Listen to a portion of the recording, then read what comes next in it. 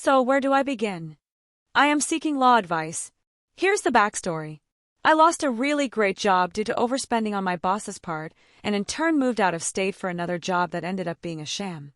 Then, like most, got stuck where I landed. My dad was diagnosed with pancreatic cancer back home about a year ago, and according to the doctor they caught it early and his chances, although slim, looked good. They decided to do a round of chemo and then do surgery to remove it.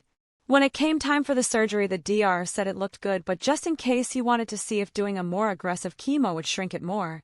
They gave my dad, who was still frail and recovering from his first round, 2 of the strongest chemotherapies, and then botched his rehydration appointments, only giving him half of what he needed to recover. He ended up in the hospital a few times, where they found the new round of chemo had aggravated the cancer, causing it to spread to his liver. He got sicker and ended up in the ER 2 more times before being deemed bedridden and going on hospice. Last month he passed. Now, my dad had a big chunk of inheritance he had from his mother, and $20,000 is unaccounted for. However, with that, my dad had bought a classic truck that he wanted to come to me. It is a hard to find and very expensive truck that he paid almost $20,000 for, then dropped another $7,000 into a new motor and rebuilt the transmission. He and I spent a lot of time working on it, and he told me it would be mine when he passed, as it would be indestructible and last me in a lifetime. About 6 weeks prior to his passing, my dad called me and told me I needed to get to his home ASAP, because he needed to walk me through what I'd have to do to finish the truck and put it in my name.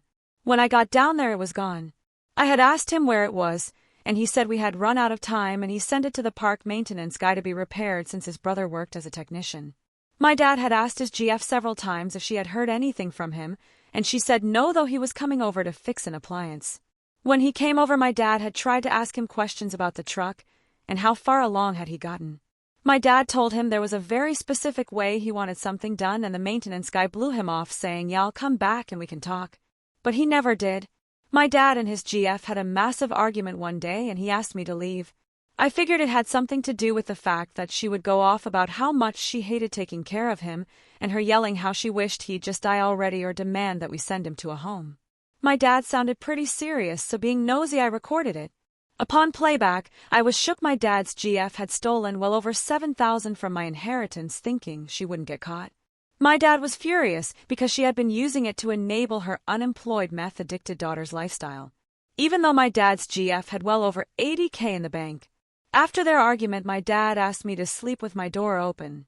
He said he wanted her in jail but needed her so he wouldn't be sent to a care home due to his insurance. He thought he would be around a long time still, and that it would greatly diminish what inheritance I would get. He said he was afraid of what she may do to him, and if I heard yelling, to come ASAP. That was 4 days prior to his death. After he died, she didn't seem to care. The only thing she was upset about was that he didn't leave her any money.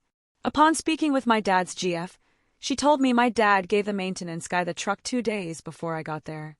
Confused, I asked for his number, and with great effort finally got it. I reached out to the maintenance guy, saying I needed it back as it was listed as part of my dad's estate.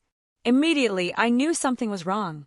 He told me it was his, that my dad gave it to him 3 months prior. Confused, I pressed on, questioning the validity of the statement, where he assured me if I pursued this I'd lose everything in probate, but the state he lived in was an interstate state. So even if it went to probate, since I was the only sole beneficiary, it would all come to me anyway. I demanded for over 3 weeks to see a bill of sale, which were met with excuses. Finally, I had to go home. The day after I left, I received a text from him where he sent me a picture of a forged bill of sale. To my surprise, though, my dad's GF had signed it.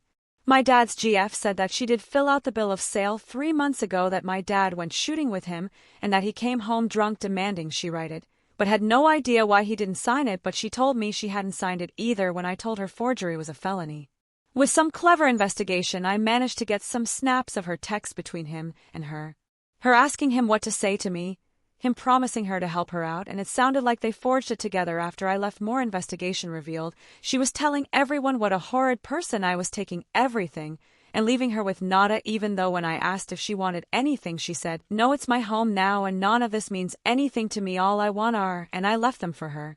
I found she had given him the title and my dad's copy of his bill of sale for the truck, which is a problem because he never put it in his name, but I do have the affidavit from the people he bought it from that it was his. Then I found Bitcoin receipts for hundreds and thousands of dollars, all paid for via Apple gift cards. I followed the address to find a Bitcoin wallet with $13,000 in it, and realized it was the missing money from my inheritance. I'm back at home again with audio recordings, receipts, texts, letters, etc. I need a lawyer or advice about what to do next. Can anyone help?